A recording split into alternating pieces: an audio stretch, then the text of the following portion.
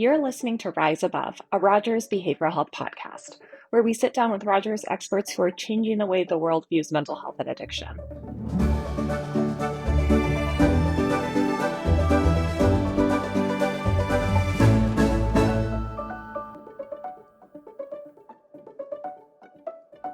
Well, it's happened. We cannot deny it. I'm pretty sure summer's over at this point. And the kids are back in school.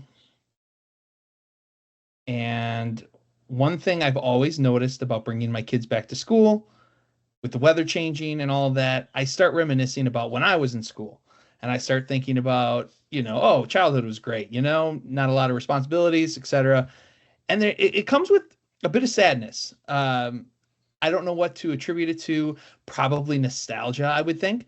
But interestingly enough, the topic of seasonal affective disorder popped up in my inbox, which got me to thinking, is that what this is? The reminiscing about childhood, the changing of the seasons, the days start going by quicker, it gets dark earlier, things like that. Do I have seasonal affective disorder? So anyways, that's what we're talking about today. And here to talk more about this with me is Dr. Jones, the Vice President of Clinical Services at Rogers Behavioral Health. Dr. Jones, thank you so much for joining me. Thank you so much for having me. I appreciate the time. So yeah, back to school. I always, in the fall, kids go back to school and I catch myself reminiscing about childhood and like how much I enjoyed like the changing of the seasons and stuff, but it brings like a sadness with it. Is that seasonal affective disorder, or is that just like nostalgia, or what is this? So I would say that is not necessarily seasonal affective disorder, but is nostalgia. And do appreciate that you can label that emotion, because nostalgia is a great example of emotion that should maybe feel good or be a joyful emotion, but can also lead to some kind of mixed responses. So I appreciate you labeling that. Well, then I guess since that's not what I'm talking about, what is seasonal affective disorder? Seasonal affective disorder. The symptoms that are associated are low mood or depression, often beginning in the fall or winter. So the timing is right to be talking about this. Reduced interest in activities, overeating or weight gain, increased sleepiness, fatigue, difficulty concentrating, feelings of even hopelessness or worthlessness this time of year. So not to make light of it, but I always attributed my weight gain to like fattening up for the winter. That's not what it is. That isn't what it is. And there are also, as you know, some times around the holidays where food is present and often available. And one of the important things people might be listening and thinking is, man, this really sounds like depression. Yeah, right. So really want to talk about the differences in, there are a lot of symptoms that are shared between seasonal affective disorder and depression. And while there are commonalities, the seasonal changes is really the differentiator here. So we have a pattern that only really occurs in those late fall, winter months, and then remits in the spring. Our days get longer. We get to be outside if we live in a climate that's maybe a little cooler in the wintertime more often. So that's a key differentiator for people to be thinking about. So I guess then, how is seasonal affective disorder diagnosed, and how can you tell the difference as an expert? Yes. So I would really ask about those seasonal episodes and changes. Is this something that are these symptoms that tend to come up for people in the late fall? Is it something that seems to get better in the spring and the summertime?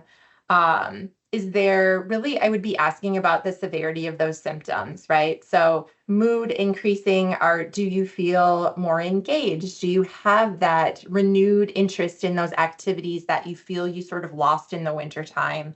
And the other would be, in terms of depression, is that there's no seasonal pattern, right? So if these symptoms that we've talked about and I listed are persistent over the course of time, over the course of the year or years, then we would be looking at depression.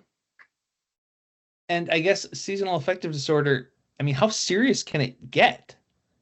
Yeah, I think that's a great question and something we need to pay attention to. Since the symptoms are the same, we do want to really be paying attention, especially when we're talking about hopelessness, worthlessness, and any thoughts of wanting to fall asleep or not wake up again. Those would be some thoughts and indicators that it's time to see a professional to get some help and advice, and we can talk a little bit about what those interventions might look like.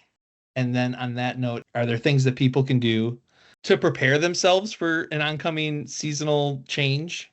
Yes. And this is one of the helpful things in this case is being able to know what you can do and some proactive things. So about this time of year, heading into August, September, it's getting a little darker and the sunlight's not coming out as long throughout the course of the fall. So that reduced sunlight exposure, reduced melatonin production, and serotonin levels decrease. So one of the things that people can do is invest in some light therapy. So you can order a happy light and start to use it this time of year. This is a thing. This is I'm really a gonna thing. Google A happy happy lights when light. we're done talking. Yeah.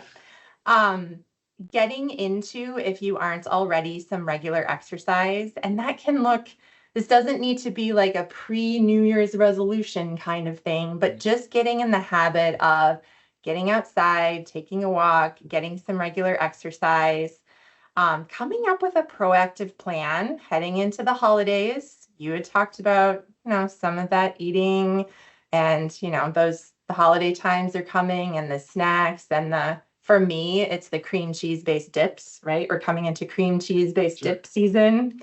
I didn't know that This was a is season, but that makes a lot this of is a sense. Yeah. great time. Yeah, it's delicious. This would be a time to think about, making sure that we're making choices about the foods that we're using to energize our bodies. That we know that there's a relationship between food and our mood as well. And then the last that I'll leave you on is social connection. So, maintaining that social connection during this time, summertime is a time our kids are off of school. We may be going on some trips. We may be going to some festivals, some activities. And towards the fall, kind of notice that some of those things kind of taper off. So it might be a nice time to proactively, with friends and loved ones, plan some things to look forward to.